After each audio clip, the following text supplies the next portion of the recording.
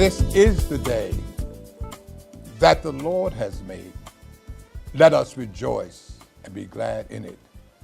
Welcome to the Bethlehem Baptist Church, a Christ-centered multicultural church where our mission is to love God and serve people. We're delighted you've joined us this evening with a word from the pastor's heart. We're blessed tonight to have as our guest Rabbi Jason Bonner from Congregation Bethel. But before we begin this conversation, let us have a word of prayer. Gracious and glorious God, we pause at this very moment to give you thanks for all your bountiful blessings. And we pray, oh God, as we share these sacred moments together, to bless this conversation. In the wonderful, marvelous, mighty name of our God do we pray. Amen. I'm delighted you've joined us this evening and grateful that you have now taken the helm at Congregation Bethel. How long have you been the rabbi there?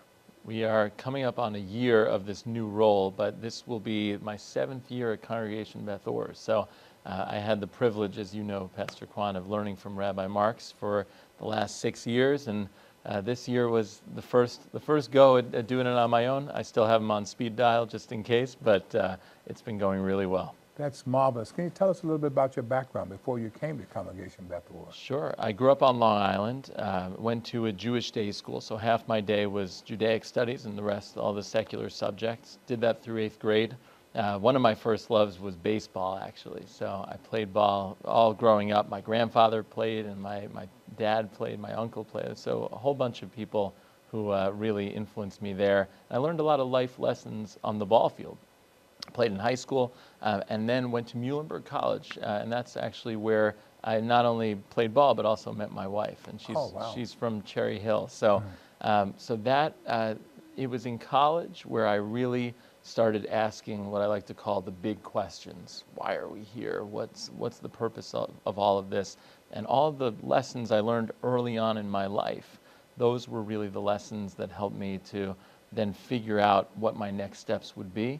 I got very interested in studying Jewish studies, religious texts, so I picked up religion studies as a second major in college, and then off I went eventually to rabbinical school. So tell us about your children. I've got 2 kids. I've got Mark and Sophie. Mark is 10 years old, and Sophie is 7. They're in 4th and 1st grade, and they're doing great. I'm really grateful for the relationship with Congregation Bethel and your willingness to continue that relationship. Next year, we'll be here 20 years in this facility, which was formerly Congregation Bethel. But far greater than the building is our relationship that we've had. And I've gone to the Holocaust Museum. I've been to the Frederick Douglass home with Rabbi Marks and Congregation Bethel, and shared in Seder services, and have spoken also very forcefully about some of the anti-Semitism that has come about in our Jewish community, as well as the fact that Congregation Bethel has supported us as we've experienced racism and all the kinds of things that go with this ungodly world that we're living in. I know that as a rabbi, you are now faced with so many challenges. And how are you dealing with all these challenges when you see so much anti-Semitism? Thank you for asking. It's been very challenging. I think, first of all, what I really turn towards are all the gifts in my life. And truly the relationship between Bethel and Bethlehem, that's one of those gifts, the gifts of learning from Rabbi Marks for 6 years and still learning from him. I still consider him my mentor. Those relationships that were built and then I got to inherit, that is really getting me through these tough times. The letter you wrote right after last week's terrible murder of 2 young people, it is getting me through the difficult times. And so that's community. I think that's really what it's all about.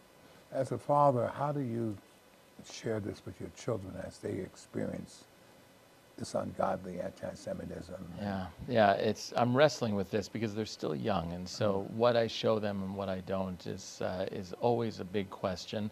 But they hear about it and they talk about it, and so telling them that they are the generation that's going to make the world a little bit better than what we have now.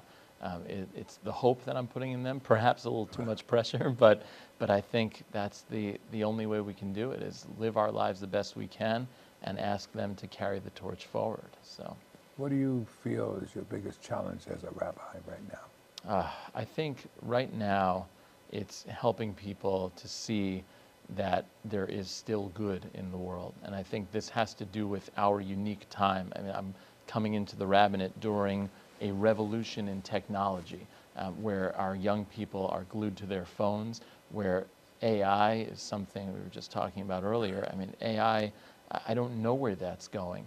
And I think that personally, I feel that all of this technology is geared towards keeping us in our silos, keeping us in our lanes. And if we look around a little bit, hopefully we'll see there's some good out there too. And it's not just the doom and gloom that we see all the time on the news and on social media, but there's a lot of good out there too. And that's been really hard. You know? One of the sad commentaries, even as we look at post-pandemic, and many of our Christian churches have not been able to rebound, and some of them have to be closed. Have you seen a demise in terms of people coming to worship at the synagogue as a result of the pandemic, or have people come back, or how do you see that? Synagogue services have been strong, actually. I think people have found that after the pandemic, they need that human connection.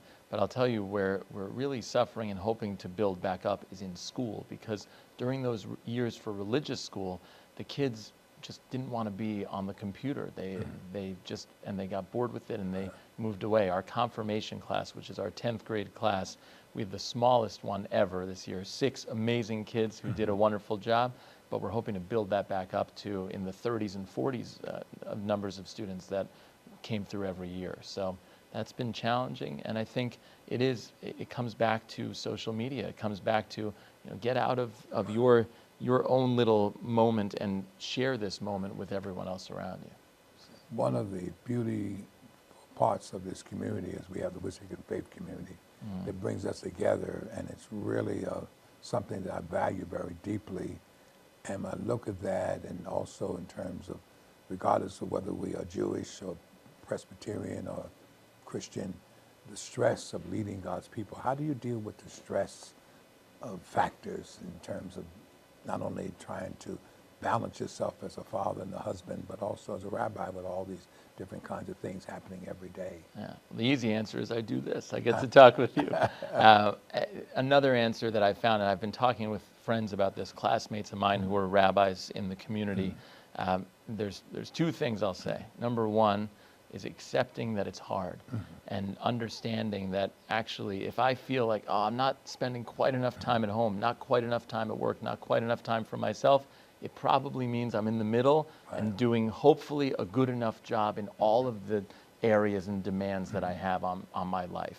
So in fact, it almost is a good sign if I'm feeling spread a little too thin. The other answer is, it comes back to community and prayer. For me, having a prayer routine, setting a time to say, this is my time where nothing else matters except my relationship with the Almighty. And that is a huge help for me that gets me through these tough times. You indicated your love for baseball. Do you still like baseball? I still love it. I'm playing less and less with the greater demands on my time, but yeah, I still love to play. We have a softball team at the synagogue, and I played the other day, and there's nothing better than being out there with people. And that's community too. There's plenty of people that get together on all different fields, whether it's a ball field or in a house of worship. So have you been to the Phillies game? Yes, yeah, I've been out to the Phillies a few times. Now, this is where things could get controversial. I told you I grew up in New York, so I grew up a Mets fan. Every other sports team I'm happy to root for, but with baseball, I have my allegiances.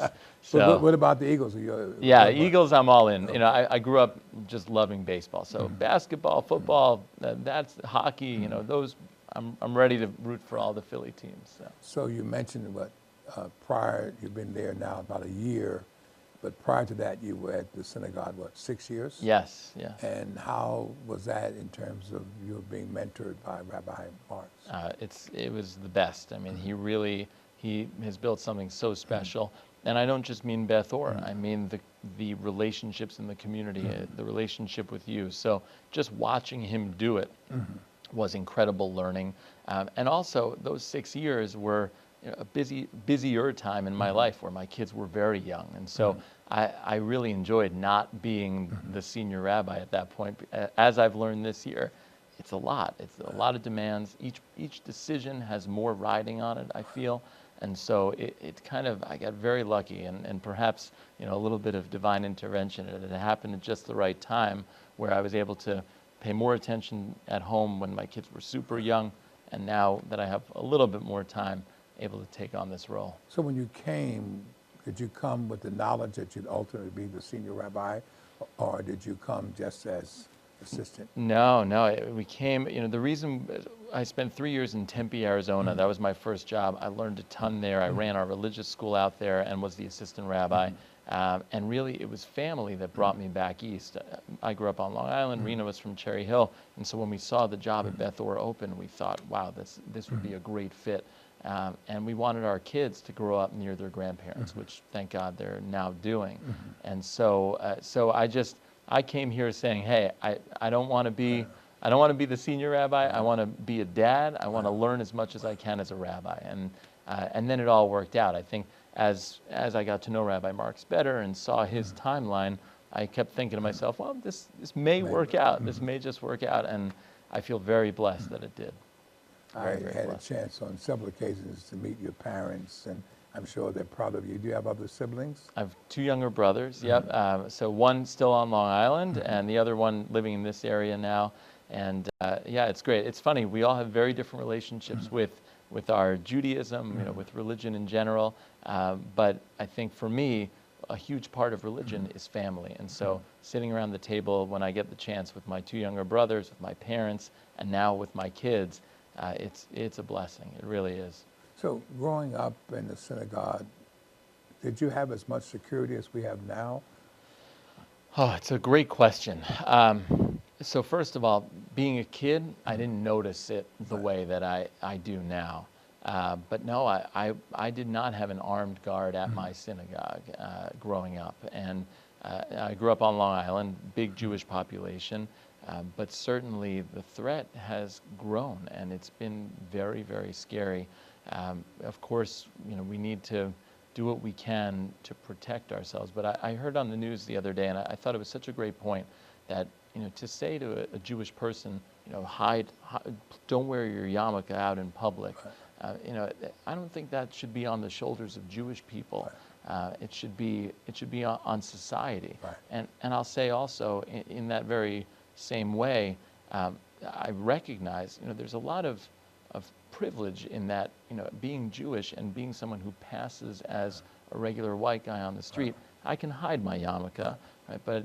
But skin color, people can't hide that. And so there's, it helps me understand a little bit also of what black people have gone through in this country, and it's, I feel it, and I think I feel that's why it's such a beautiful connection that we have standing in solidarity together. It's a very scary time, and I think it's America that has to change. It shouldn't be that people should hide their skin color or who they are or their religion. It's that America needs to realize that we need to be together and grow together and learn together and talk together just like we're doing now. I think that what you just said is really the highlight of this conversation. Oh, for sure. That even though you can take your yarmulke off, you still have white skin. We can't hide who we are. Yeah. And unfortunately, we're still targets. Right. And racism is alive.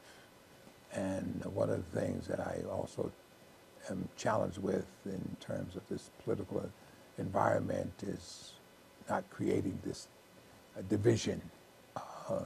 But it is heartbreaking to see what's taking place in our country and in the world. Yeah. And this whole matter of, anti-Semitism. And it's really interesting. Some years ago, we were at the synagogue, and there was a program there, and they had signs, we support Israel. I put the signs out on the lawn, and then there was some real discussion that people still were feeling this was a synagogue, and we would be subject to be attacked. It's unfortunate, that we live in a world and in our country where there's so much hate, Right. not just in terms of African Americans, but anti-Semitism and all the things we face. We have a lot in common. And your this expression just a few minutes ago about I can take off my yarmulke, but I'm still a white male. Right. I can't take off who I am. Right. And Right. there's so many things that are taking place, and hopefully in your time and with your children that you might see the world as a better place. How do you see opportunity for some healing in our world, in our country?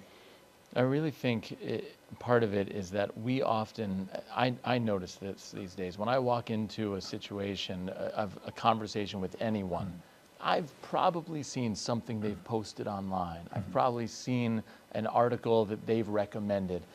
There's so much backstory, and instead of showing up and saying, I'm a person, you're a person, let's sit down and have a conversation. Let me learn from you. Right.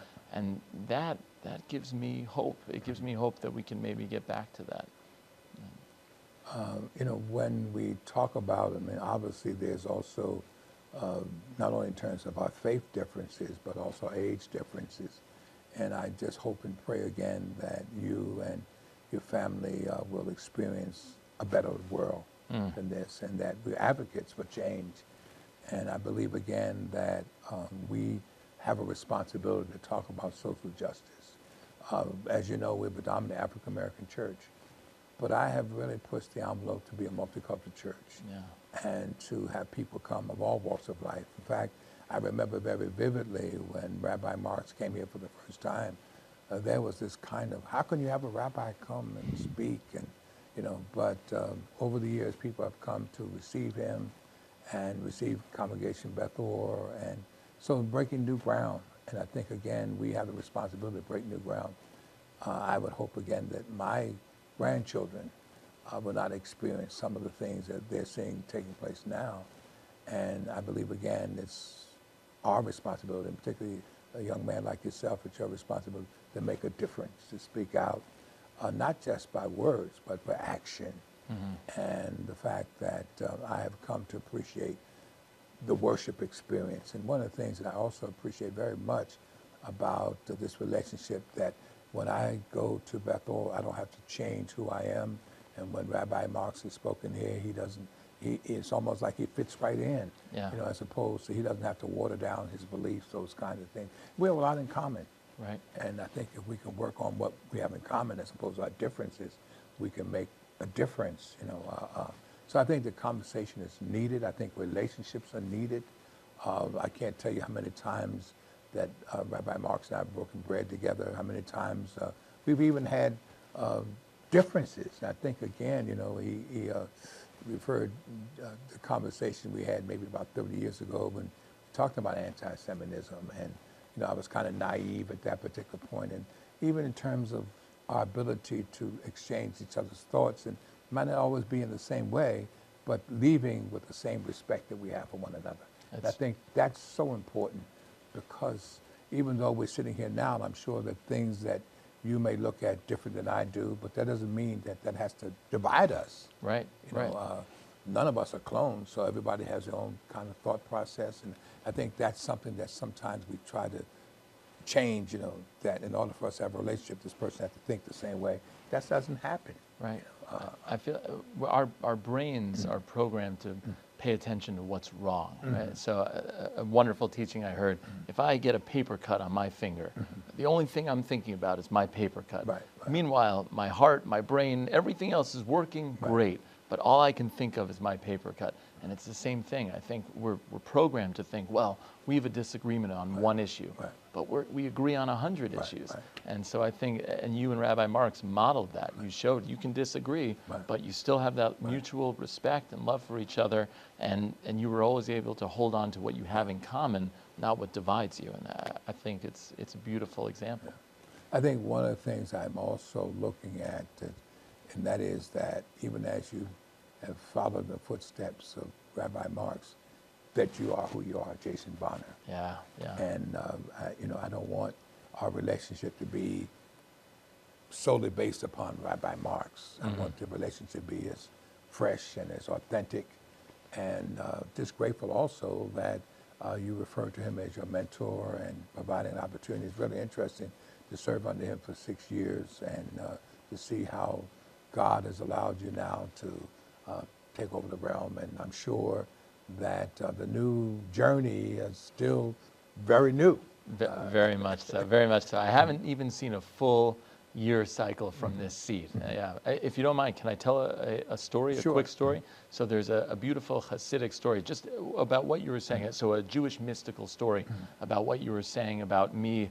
I can't be Rabbi Marks, you know, and a story that's really motivated me and inspired me this year is there's a story of a Hasidic master, a rabbi on his deathbed, and he's crying, and his students come around and they say, Rabbi, why are you crying? You've lived a life as righteous as Moses. What do you have to worry about? And so the rabbi says, well, when I go up to heaven and I'm there in front of God in this moment of judgment, and God asks the question, he won't ask Zeusia, which was the rabbi's name, why were you not more like Moses? He's going to ask, Zeusia, why were you not more like Zeusia? Why were you not more like you? Right. And so it's this beautiful way to say, you know, the only person we can be in this life is us, is ourselves. And we can't, you know, I told that story in a few interviews actually for this job, because I said, you know, I've learned from Rabbi Marks, his wisdom will always be a part of me, and now it's my time to figure out who I'm going to be and how I can be true to myself. So, yeah. In our tradition, pastors who are married normally have wives who are referred to as first ladies, and obviously that's what happens here at Bethlehem with my wife. How is your wife treated in terms of the congregation? I may not use the word first lady, but how is that, and how has she adapted to that role? Yeah, there's a Yiddish term for it. It's the rabbi and the Rebbitzin. The Rebbitzin is the rabbi's wife, and something that's used, you know, not in a formal way at Beth-Or, but she loves part of what I love about Beth-Or is that we've been a part of this community now for so long, and so Rena, my wife, she loves it, and not only that, she has these wonderful friends all the way through. You know, our kids came through Beth-Or's preschool, and that was a wonderful time, not just for our kids, but for us meeting the parents and being involved. And now she's stepping into different roles. She does things with the sisterhood. She comes to a lot of Friday night services, and where she used to just be able to be there and be praying, and you know, now she makes sure to go over to people, say hello, and I'm beyond lucky because very much, you know, she is part of the welcoming culture that Beth-Or has cultivated, and it's been very special to see that happen for sure. So let me ask you another question. You indicated again the length of time that you were there. Did you ever get to the point that you were wondering why is it taking so long, or getting a little, I guess, anxious about assuming the role of senior rabbi? It's a great question. No, you know, I wasn't in a rush for this. I guess in many ways I could point to, I think a beautiful model of leadership is Moses, who was reluctant to do the job, right? God says, go tell Pharaoh, let my people go. And Moses says, you got the wrong guy. And so I tried my best. And certainly, I'm a human being. I definitely started planning for the future. You know, will this be my job? Will we have to move somewhere? So those questions did come up. I think faith, prayer played a big part in keeping me steady on the path that I was on, and also just continually knowing there's no other place I'd rather be. You know, Beth-Or is such a phenomenal community, and not just, again, you know, I've said this is probably my third time saying it, the wider community, WIFCA. This area is a wonderful place to raise kids. It's a wonderful place to live and enjoy my life. And it's because I think of the strong faith communities in this area. It's all of us together. So one of the things that I remember very vividly is Pastor Wallace said to me one time, you have to enjoy what you're doing. I sense that you enjoy what you're doing as senior rabbi. Yeah, I do. I think it's different kinds of questions now. It's what's the direction of the Jewish community? What are the challenges and the opportunities for us as a Jewish people? And so having those decisions, they're the more weighty ones, but I do enjoy it. I enjoy thinking and collaborating with people to ask, how are we going to thrive in this moment in history? And that requires, I think, a study of history to understand where we've come from and where we can go. And I look to inspiring people, yourself included, Rabbi Marks, who, now looking back, it all makes sense that the two of you built this beautiful relationship. But like you said, to invite a rabbi for the first time, it takes courage and it takes bravery. So that's what I'm starting to ask myself. What are the things that I'm willing to really fight for, and say, all right, I've been doing this a year. This is where we're heading now. This is where we're going. Well, it's interesting because I think that when we met, there was no plan that this relationship would fulfill itself the way it has. It just kind of happened, and we have been blessed to go to Israel. In fact, I was baptized in the River of Jordan, and so was my wife, and just a lot of wonderful experiences that we've had. And I recognize also that I'm a minority in that regard, even in terms of pushing the envelope to be a multicultural church. I know exactly who I am as African American. I know the struggles and things we've had and continue to have, but I also believe that if the church is going to be anything the way God wants it to be, we have to be open to people of all walks of life. And the fact that you're sitting here and we have so much in common in terms of family, in terms of, just leading God's people, and sometimes it is stressful, and you made a very good observation. Sometimes you got to say, okay, wait a minute, where's my attention going to, those kind of things. And the stress that can happen in terms of, in terms of funerals and things, what you have to do to bury those individuals that have been a part of your life as well. So what would you want to say to those who are watching from your heart this evening? From my heart, first of all, there's overflowing gratitude. I'm thankful to all of you who are watching. I'm thankful to you, Pastor Quann, for inviting me here, for having this conversation. And I think the answer isn't difficult. There's a beautiful line in Deuteronomy, Lo b'shamayim hi. The answer is they're not in heaven. They're not deep in the sea. They're right here. They're between human beings. Have a conversation. Ask a question. That's what starts relationships. And I believe it's what will build a better world if we can talk to each other and we can continue to have the relationships that we have. This is what it's all about.